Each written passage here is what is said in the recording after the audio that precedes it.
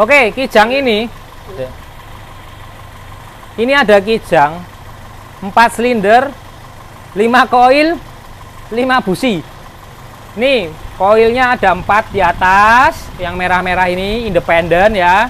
Terus 4 busi untuk tiap masing-masing silindernya. Tetapi di sini ada tambahan busi satu lagi, dan ini ada apinya ya.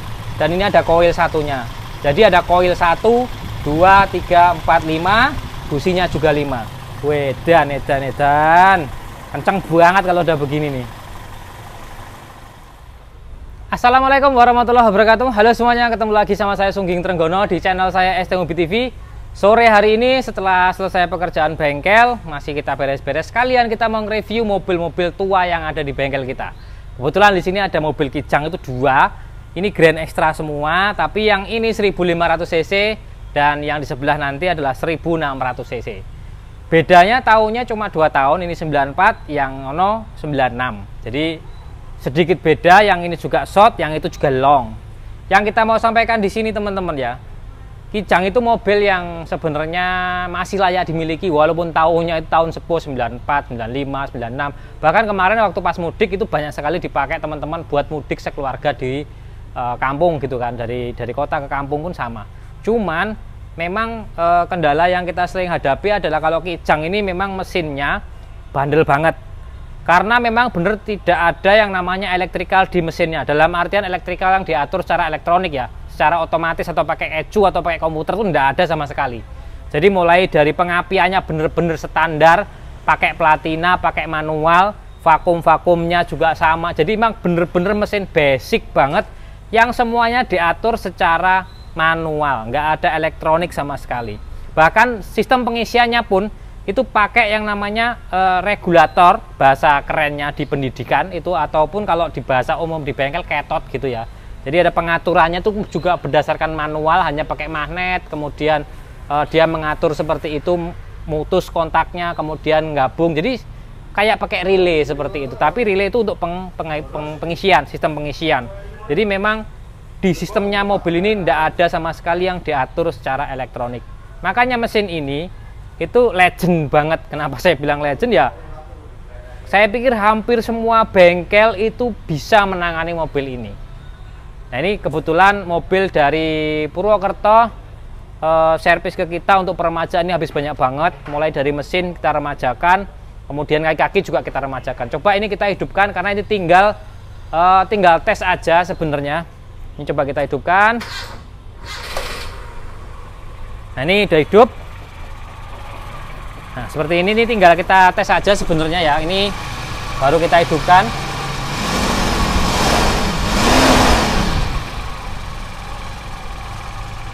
Nah mesinnya datang ke sini dibawa dari sana ke sini lewat Tegal, lewat utara ya. Beliaunya lewat utara, kemudian masuk tol sekitar di Semarangan, masuk tol dalam ke sini. Ini sudah dipakein platinanya, diganti sama IC. Jadi pengapiannya sudah pakai IC, cuma posisinya dia kemarin setelah kita pasang ulang lagi dia nggak mau, kita belikan lagi ulang juga tidak mau, akhirnya kita ganti pakai platina. Jadi balik ke asalnya lagi. Untuk yang ini coba nanti setelah kita tes jalan nggak ada kendala, kita coba akan kembalikan lagi pengapiannya dengan pengapian bawaan waktu pas bawa ke sini, karena dia dipakein sudah elektronik gitu, tambahan elektronik CDI-nya. Tapi CDI-nya bukan original, jadi CDI ya CDI-an. Kadang-kadang kena getaran, kena goyangan juga rusak gitu. Jadi setelah nanti ini beres, nggak ada kendala, coba akan kita kembalikan CDI-nya yang bawaan ketika mobil itu kesini. Ini sementara kita pakaiin platina untuk melakukan pengetesan jalan, pengetesan semuanya. Nah, ini adalah kondisi standar mobil kijang 5K. Ya masih gampang lah kalau teman-teman yang pernah belajar di STM. Ini mobil hampir di seluruh sekolahan STM di Indonesia itu ada mesin ini untuk ujian, untuk latihan ya, mesinnya mesin kijang ini. Jadi teman-teman yang pernah sekolah STM di otomotif pasti bisa lah untuk nyeting ini. Nah ini kan standar kita ngomonginnya. Sekarang kita ada unit ceritanya. Ini kita matikan dulu. Ini unit mobil dulu, mobil saya pakai itu selama kurang lebih hampir 1 tahun. Dulu saya pakai ya standar-standar aja. pengapian ya masih platina. Pokoknya semuanya dalam kondisi standar kecuali tingkat kenyamanannya kayak jok saya kasih elektrik seperti itu ya, itu kan. Tapi di bagian mesin bener-bener full standar aja. Lah, ini kemarin sebelum puasa tepatnya itu beliaunya komunikasi lewat kita lewat telepon, lewat WA, mau upgrade pengapian. Gimana kalau pengapiannya saya upgrade pakai CDI gitu kan. Terus saya bilang ya kalau pakai CDI sih ya mungkin settingnya aja nggak perlu seperti platina yang harus sering dicek gitu kan. Mungkin 10.000 dicek platinanya atau 20.000 ganti platina. Kalau pakai CDI enggak. Tapi kalau untuk irit atau tidaknya biasanya enggak signifikan banget. Yang namanya kijang ya mau diapa-apain lagi ya tetap aja 1:10 gitu kan. Enggak bisa 1:15 kan enggak mungkin kalau kijang lama kayak gini, masih karburator kan gitu kan. Terus komunikasi akhirnya beliau ngeliat-liat di sosial media itu dipasangin pengapian independen. Jadi pengapian independen yang dimodifikasi dipakein untuk kijang, koilnya pakai koil sepeda motor, CDE-nya pakai CDE sepeda motor. Nah, seperti apa kondisinya? Langsung kita lihat nih.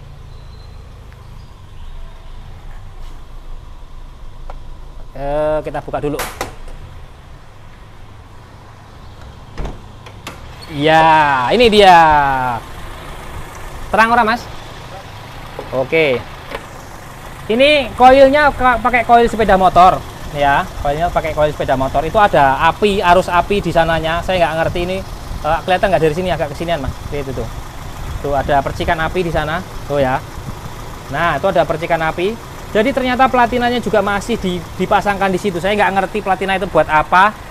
Dan yang anehnya nih, ini aneh menurut saya, udah dipasangin independen seperti ini, saya nggak komplain lah, artinya oke lah gitu, independen seperti ini pengapiannya sudah pakai CDI, walaupun pakai CDI motor oke. Dibandingkan dengan platina mungkin masih oke lah gitu ya. Dengan kondisi seperti ini oke. Lah yang jadi masalah tadi itu, kenapa platinanya itu mengeluarkan api? Oh, di sana ada api dan itu terbuka gitu kan posisinya. Kalau ada kebocoran bahan bakar, itu pasti jadi kebakaran.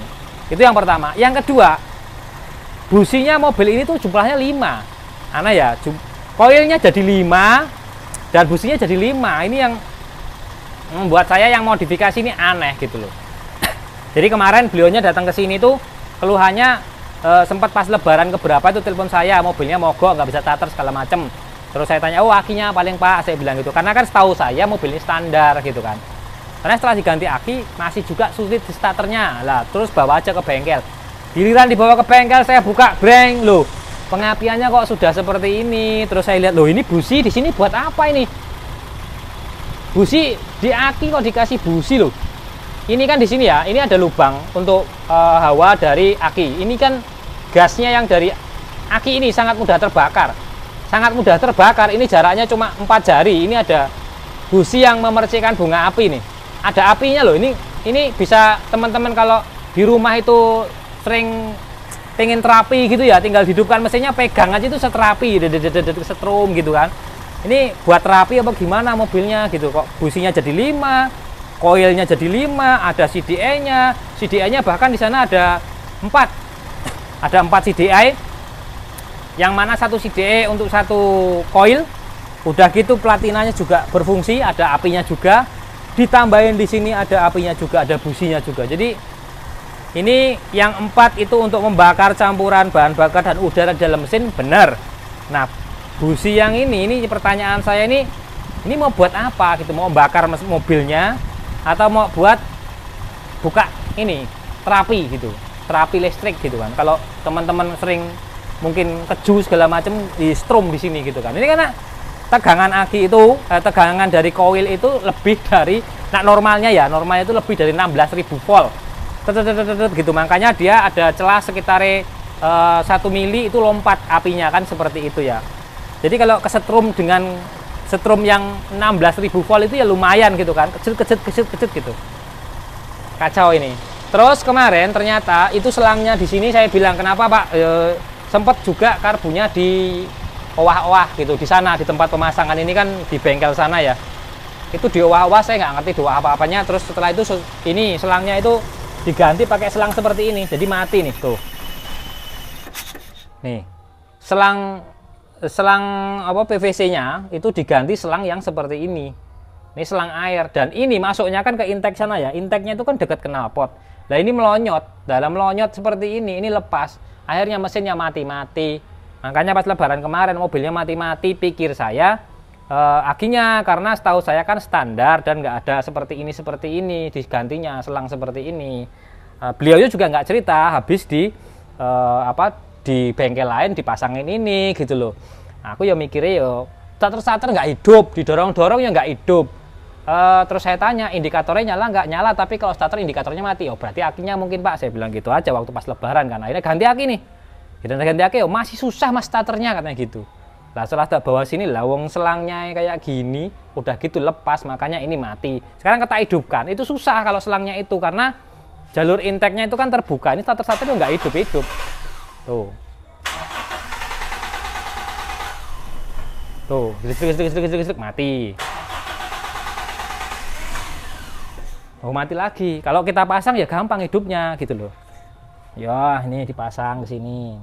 Dan dipasangnya itu ternyata nggak di kabel tis apa di klem gitu, enggak, selangnya cuma dincupkan aja, cup gitu ya.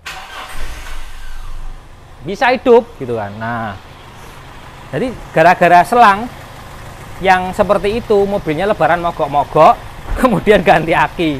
Akinya lumayan kan, 1 juta lebih gitu kan.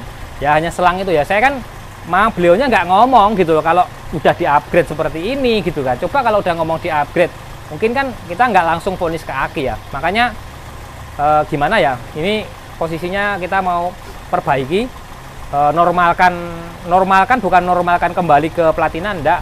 Jadi yang tidak berguna platinanya itu kita matikan aja sistem platinanya, atau kalau nggak kita ambil platinanya, kemudian koil yang ada di sini kita matikan, tidak difungsikan artinya. Nah kita tidak fungsikan, ini juga ini bahaya banget. Jadi kita nggak mungkin dengan kondisi seperti ini, karena ini bisa membakar mobilnya sekalian, malahan bukan membakar campuran bahan bakar dan udara. Jadi luar biasa memang. Sebenarnya sistem pengepian seperti ini sih oke-oke aja ya dibandingkan dengan platina pastinya. Cuma menurut saya yang jadi seperti ini yang sangat-sangat berbahaya sekali nih buat teman-teman semua yang masang seperti ini. Oke, saya nggak komplain. Cuma yang saya komplain itu kenapa ada busi di sini, ada apinya di sini, kenapa platinanya di sana juga mengeluarkan api juga, masih dibiarkan aja, dan itu dilepas loh. Artinya keluar dari bengkel itu dengan kondisi seperti itu, apakah nggak kepikiran ya bengkelnya kalau gimana nanti kalau di mobil di jalan mobilnya kebakar, tanggung jawab apa enggak seperti itulah, itu yang bahaya. Oh kalau enggak masih dihidupkan, dicuci mesinnya, kobong gitu kan, atau kesetrum gitu orangnya, jadi jantungan gitu kan, itu apa nggak dipikir sampai sejauh itu gitu ya. Nah ini wis lah yang sudah terlanjur ya, terlanjur basah sekalian, ini bagus. Jadi tinggal kita rapikan aja, kita rapikan, kita buang yang tidak memungkinkan ini. Nah, koilnya ya biarkan 4, kita kurangin 1, businya juga kita kurangin 1. Jadi memang jangan sampai mesin 4 silinder ini 5 busi seperti ini jadi masalah nanti di kemudian hari. Yang 4 untuk membakar campuran bahan bakar udara, yang 1 untuk nyetrum orangnya ataupun buat nyetrum yang nyervis. Terima kasih buat teman-teman semua yang subscribe, like, dan komen. Semoga video ini bermanfaat. Apabila teman-teman mau upgrade mobilnya, tolong upgrade-nya ke tempat yang benar-benar bisa bertanggung jawab. Oke?